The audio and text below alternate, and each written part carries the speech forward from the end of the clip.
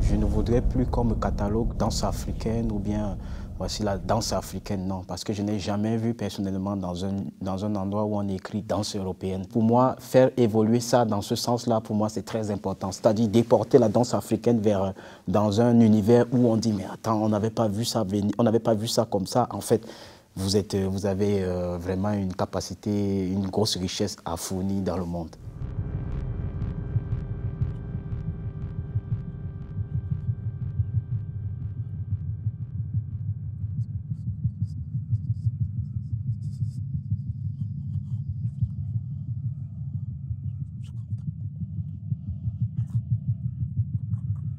Aller vers le public qui n'a même pas l'habitude de venir dans les salles de spectacle, c'est-à-dire faire des spectacles dans les rues comme ça là.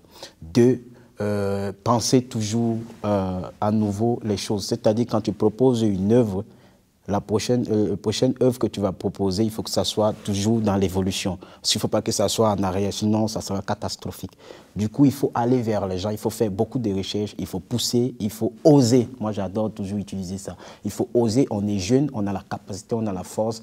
Et du coup, c'est toute cette force-là ancrée en nous qu'on doit oser dans le présent pour construire l'avenir. Parce que l'avenir, ce n'est pas dans le futur. Le futur n'est qu'un alibi, c'est juste un mot comme ça, c'est illusion. À un moment donné, il faut pacifier nos mémoires, c'est-à-dire il faut passer à autre chose. Mais pour moi, il est très, très important de revenir à l'histoire et de rendre cet hommage à notre patrimoine. Pour moi, ce n'est pas une histoire de gris-gris ou de sorcellerie ou de revenir au rite barbare, mais c'est une histoire d'être ancré dans ma tradition. Parce qu'on est dans une société qui veut dénaturer les êtres.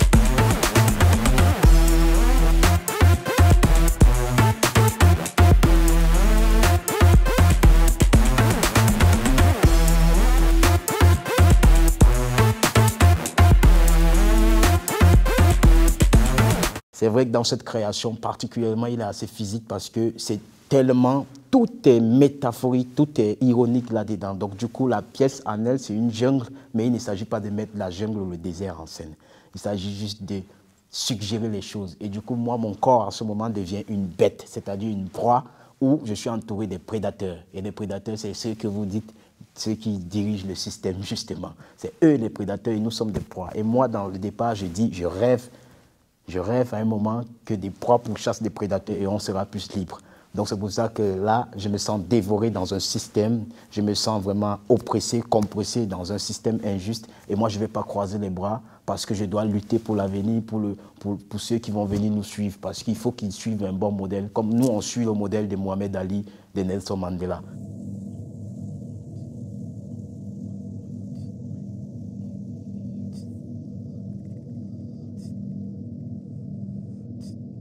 Il s'agit de penser justement le mouvement hip-hop autrement et de le déconstruire. Moi, je suis toujours dans la déconstruction. Comme je fais ça, par exemple ça c'est du waving dans temps normal, ça c'est du waving. Mais moi, quand je fais ça, je suis dans cette espèce de corps qui cherche à s'enfuir, voilà, parce qu'il est compressé, parce qu'il veut, il trouve. Donc, il y a tout ça. Le hip-hop a beaucoup de matériaux, le hip-hop a beaucoup de mouvements, mais à déconstruire, tu vois, il y a des trucs saccadés, il y a du crump, il y a du popping, il y a des hits, tout ça. Et comme moi, je suis toujours en rapport avec le sol, il y a du breakdance, il y a...